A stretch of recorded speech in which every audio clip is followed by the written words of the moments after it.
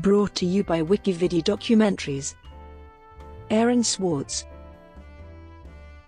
Aaron Hillel Swartz was an American computer programmer, entrepreneur, writer, political organizer, and internet activist. He was involved in the development of the web feed format RSS and the Markdown publishing format, the organization Creative Commons, the website framework web.py, and the social news site Reddit, in which he became a partner after its merger with his company, Infogami. Swartz's work also focused on civic awareness and activism.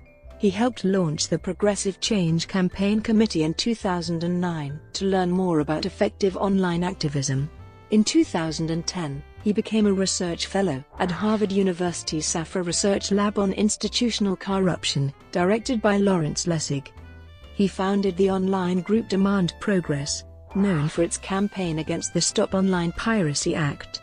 On January 6, 2011, Swartz was arrested by Massachusetts Institute of Technology police on state-breaking and entering charges after connecting a computer to the MIT network in an unmarked and unlocked closet, and setting it to download academic journal articles systematically from JSTOR using a guest user account issued to him by MIT. Federal prosecutors later charged him with 2 counts of wire fraud and 11 violations of the Computer Fraud and Abuse Act, carrying a cumulative maximum penalty of $1 million in fines, 35 years in prison, asset forfeiture, restitution, and supervised release. He hanged himself while under federal indictment for his alleged computer crimes. Swartz declined a plea bargain under which he would have served 6 months in federal prison. 2 days after the prosecution rejected a counteroffer by Swartz, he was found dead in his Brooklyn apartment, where he had hanged himself. In August 2013, Swartz was inducted posthumously into the Internet Hall of Fame. Life and works. Swartz was born in Highland Park, Illinois, the eldest son of Jewish parents Susan and Robert Swartz and brother of Noah and Benjamin. His father had founded the software firm Mark Williams Company. Swartz immersed himself in the study of computers, programming, the Internet, and Internet culture. He attended North Shore Country Day School, a small private school near Chicago, until 9th grade. Swartz left high school in the 10th grade, and enrolled in courses at a Chicago area college. At age 13, Swartz won an Ars Digita Prize, given to young people who create useful, educational, and collaborative, non-commercial websites. At age 14, he became a member of the working group that authored the RSS 1.0 web syndication specification. Entrepreneurship. Swartz attended Stanford University. During his freshman year, Swartz applied to Y Combinator's very first Summer Founders program, proposing to work on a startup called Infogami, designed as a flexible content management system to allow the creation of rich and visually interesting websites, or a form of wiki for structured data. After working on Infogami with co-founder Simon Carstensen over the summer of 2005, Aaron opted not to return to Stanford, choosing instead to continue to develop and seek funding for Infogami. As part of his work on Infogami, Swartz created the web.py web application framework, because he was unhappy with other available systems in the Python programming language. In early fall of 2005, Swartz worked with the founders of another nascent Y Combinator firm, Reddit, to rewrite their Lisp codebase using Python and web.py. Although Infogami's platform was abandoned after Not a Bug was acquired, Infogami's software was used to support the Internet Archive's Open Library project, and the web.py web framework was used as basis for many other projects by Swartz and many others. When Infogami failed to find further funding, Y Combinator organizers suggested that Infogami merge with Reddit, which it did in November 2005 to form a new firm, Not a Bug, devoted to promoting both products. Although both projects initially struggled to gain traction, Reddit began to make large gains in popularity in 2005 and 2006. In October 2006, based largely on the success of Reddit, Not a Bug was acquired by Condé Nast Publications, the owner of Wired magazine. Swartz moved with his company to San Francisco to work on Wired. Swartz found office life uncongenial, and he ultimately left the company. In September 2007, Swartz joined with Infogami co-founder Simon Carstensen to launch a new firm Jotted in another attempt to create another Markdown-driven content management system in Python. Activism. In 2008, Swartz founded Watchdog.net, the good government site with teeth, to aggregate and visualize data about politicians. In the same year, he wrote a widely circulated guerrilla open access manifesto. One of his more notorious works that supports activism is DeadDrop, now renamed to SecureDrop, a platform for secure communication between journalists and sources used at several news organizations, including ProPublica, The Intercept, The Guardian, and The Washington Post. Progressive Change Campaign Committee. In 2009, wanting to learn about effective activism, Swartz helped launch the Progressive Change Campaign Committee. He wrote on his blog, "I spend my days experimenting with new ways to get progressive policies enacted and progressive politicians elected." Swartz led the first activism event of his career with the Progressive Change Campaign Committee, delivering thousands of "Honor Kennedy" petition signatures to Massachusetts legislators asking them to fulfill former Senator Ted Kennedy's last wish by appointing a senator to vote for healthcare reform. Demand Progress. In 2010, Swartz co-founded Demand Progress, a political advocacy group that organizes people online to take action by contacting Congress and other leaders, funding pressure tactics, and spreading the word about civil liberties, government reform, and other issues. During academic year 2010-11, Swartz conducted research studies on political corruption as a lab fellow in Harvard University's Edmund J. Saffer Research Lab on Institutional Corruption. Author Cory Doctorow, in his novel, Homeland, Dr. U, on advice from Swartz in setting out how his protagonist could use the information now available about voters to create a grassroots anti-establishment political campaign. In an afterword to the novel, Swartz wrote, "These political hacktivist tools can be used by anyone motivated and talented enough. Now it's up to you to change the system. Let me know if I can help." Stop Online Piracy Act. Swartz was involved in the campaign to prevent passage of the Stop Online Piracy Act, which sought to combat internet copyright violations, but was criticized on the basis that it would have made it easier for the U.S. government to shut down websites accused of violating copyright, and would have placed intolerable burdens on internet providers. Following the defeat of the bill, Swartz was the keynote speaker at the F2C Freedom to Connect 2012 event in Washington, D.C. on May 21, 2012. His speech was titled, "How We Stopped Zopa," and he informed the audience, he added, "We won this fight because everyone made themselves the hero of their own story. Everyone took it as their job to save this crucial freedom." He was referring to a series of protests against the bill by numerous websites that was described by the Electronic Frontier Foundation as the biggest in Internet history, with over 115,000 sites altering their web pages. Swartz also presented on this topic at an event organized by ThoughtWorks. Wikileaks. On December 27, 2010, Swartz filed a Freedom of Information Act request to learn about the treatment of Chelsea Manning, alleged source, for WikiLeaks. Pacer. In 2008, Swartz downloaded about 2.7 million federal court documents stored in the Pacer database managed by the Administrative Office of the United States Courts. The Huffington Post characterized his actions this way. Swartz downloaded public court documents from the Pacer system in an effort to make them available outside of the expensive service. The move drew the attention of the FBI, which ultimately decided not to press charges as the documents were, in fact, public. Pacer was charging 8 cents per page for information that Carl Malamud, who founded the non-profit group public.resource.org, contended should be free, because federal documents are not covered by copyright.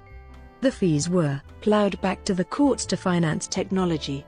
But the system ran a budget surplus of some $150 million, according to court reports, reported the New York Times. Pacer used technology that was designed in the bygone days of screechy telephone modems, putting the nation's legal system behind a wall of cash and clutch. Malamud appealed to fellow activists, urging them to visit one of 17 libraries conducting a free trial of the PACER system, download court documents, and send them to him for public distribution. After reading Malamud's call for action, Swartz used a Perl computer script running on Amazon cloud servers to download the documents, using credentials belonging to a Sacramento library. From September 4 to 20, 2008, it accessed documents and uploaded them to a cloud computing service. He released the documents to Malamud's organization. On September 29, 2008, the GPO suspended the free trial, pending an evaluation of the program. Swartz's action was subsequently investigated by the FBI. The case was closed after 2 months, with no charges filed. Swartz learned the details of the investigation as a result of filing a FOIA request with the FBI, and described their response as the usual mess of confusions that shows the FBI's lack of sense of humor. PACER still charges per page, but customers using Firefox have the option of saving the documents for free public access with a plugin called Recap. At a 2013 memorial for Swartz, Malamud recalled their work with PACER. They brought millions of U.S. District Court records out from behind PACER's paywall, he said, and found them full of privacy violations, including medical records and the names of minor children and confidential informants. We sent our results to the chief judges of 31 district courts. They redacted those documents and they yelled at the lawyers that filed them. The judicial conference changed their privacy rules. 2. The bureaucrats who ran the administrative office of the United States courts. We were thieves that took $1.6 million of their property. So they called the FBI. The FBI found nothing wrong. Malamud penned a more detailed account of his collaboration with Swartz on the PACER project in an essay that appears on his website. Writing in Ars Technica, Timothy Lee, who later made use of the documents obtained by Swartz as a co-creator of Recap, offered some insight into discrepancies in reporting on just how much data Swartz had downloaded. In a back-of-the-envelope calculation a few days before the off-site crawl was shut down, Swartz guessed he got around 25% of the documents in PACER. The New York Times similarly reported Swartz had downloaded an estimated 20% of the entire database. Based on the fact that Swartz downloaded 2.7 million documents while PACER, at the time, contained 500 million, Lee concluded that Swartz downloaded less than 1% of the database. English Wikipedia. Swartz participated very actively as an editor at the English Wikipedia. He first joined Wikipedia in August 2003. In 2006, he ran unsuccessfully for the Wikimedia Foundation's Board of Trustees. In 2006, Swartz wrote an analysis of how Wikipedia articles are written, and concluded that the bulk of the actual content comes from tens of thousands of occasional contributors, or outsiders, each of whom may not make many other contributions to the site, while a core group of 500 to 1,000 regular editors tend to correct spelling and other formatting errors. According to Swartz, the formatters aid the contributors, not the other way around. His conclusions, based on the analysis of edit histories of several randomly selected articles, contradicted the opinion of Wikipedia co-founder Jimmy Wales, who believed the core group of regular editors were providing most of the content while thousands of others contributed to formatting issues. Swartz came to his conclusions by counting the total number of characters added by an editor to a particular article, while Wales counted the total number of edits. Swartz created numerous articles on United States political institutions, government officials, and writers, among other subjects. His last edit was made in January 2013, the day before his suicide. RDF/XML at W3C. In 2001, Swartz joined the core working group at the World Wide Web Consortium, where he authored RFC 3870. Application/RDF plus XML media type registration. The document described a new media type, RDF/XML, designed to support the semantic web. Markdown.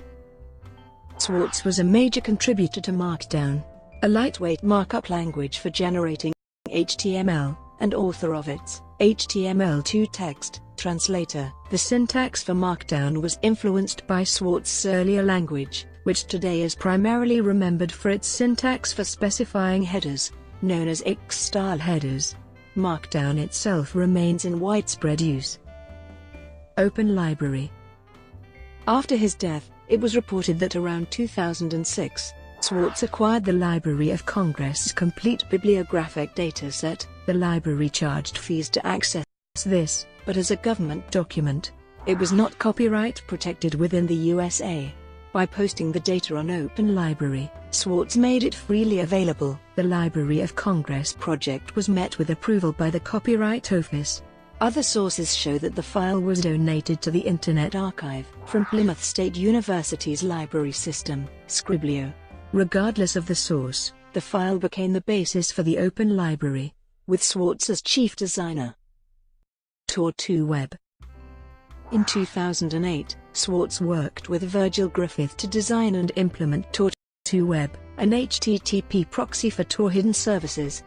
The proxy was designed to provide easy access to Tor from a basic web browser. DeadDrop.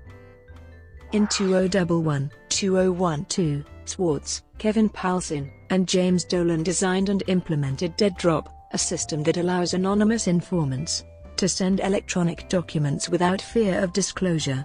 In May 2013, the first instance of the software was launched by The New Yorker under the name Strongbox. The Freedom of the Press Foundation has since taken over development of the software, which has been renamed SecureDrop. JSTOR.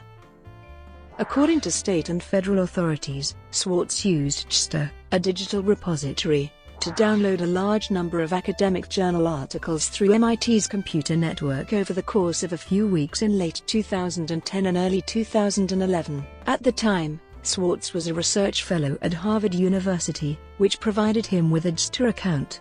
Visitors to MIT's Open Campus were authorized to access JSTOR through its network.